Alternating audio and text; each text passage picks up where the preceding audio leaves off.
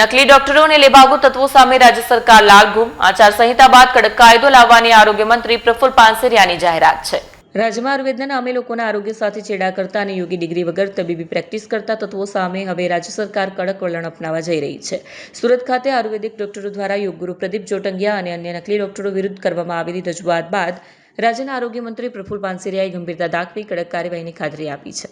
ગુરુ પ્રદીપ જોટંગિયા નિશાના પર કામરેજ સ્થિત આશ્રમમાં આયુર્વેદના નામે સારવાર આપતા પ્રદીપ જોટંગિયા વિરુદ્ધ આયુર્વેદિક ડોક્ટરોએ મોરચો માંડ્યો છે। આરોપ છે કે તેઓ યોગ્ય પ્રોફેશનલ ડિગ્રી વગર મેડિકલ પ્રેક્ટિસ કરી લોકોના સ્વાસ્થ્યને જોખમમાં મૂકી રહ્યા છે।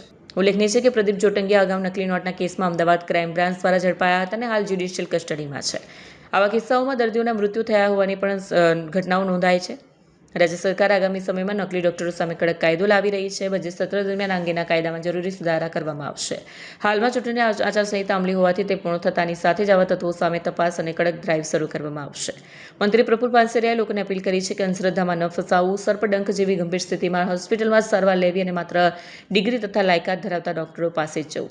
આજ રોજ આયુર્વેદ ડૉક્ટર દ્વારા બધા જ મિત્રો દ્વારા મને રજૂઆત કરવામાં આવી કે ડિગ્રી વગરના ડૉક્ટરો દ્વારા જે ઇલાજો કરી રહ્યા છે એમના ઉપર એક્શન, પણ ગવર્મેન્ટ આ બાબતમાં ખૂબ સક્રિય છે।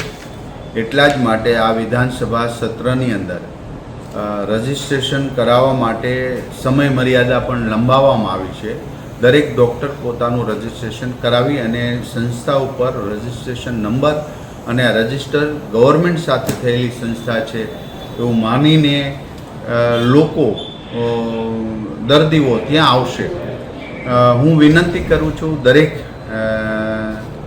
પરિવારજનો ગ્રામ્ય સુધી કે આવા માન્ય ડિગ્રી પ્રાપ્ત કરનારા ડૉક્ટરો સાથે જ પાસે જ દવા લેવી જોઈએ।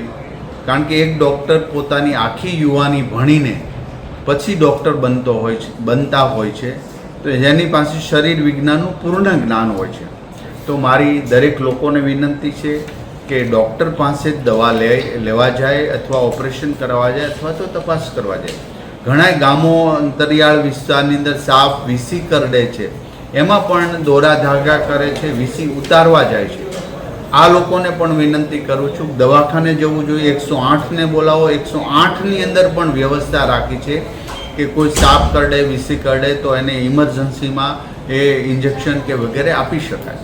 તો આવી કોઈ પણ અંધશ્રદ્ધામાં કે લેભાગુ તત્વો પાસે ટ્રીટમેન્ટ ન કરાવતા ડૉક્ટર પાસે જાય એવી મારી વિનંતી છે। છતાં પણ આવા ડિગ્રી વગરના ડૉક્ટરો ક્યાંય ઓપરેશન કરતા હોય, કોઈ શરીર સાથે છેડછાડ કરીને આવું કરતા હોય તો ચોક્કસ પ્રકારે કમ્પ્લેન મળતે અમે એક્શન લેશું, એ ચોક્કસની વાત છે।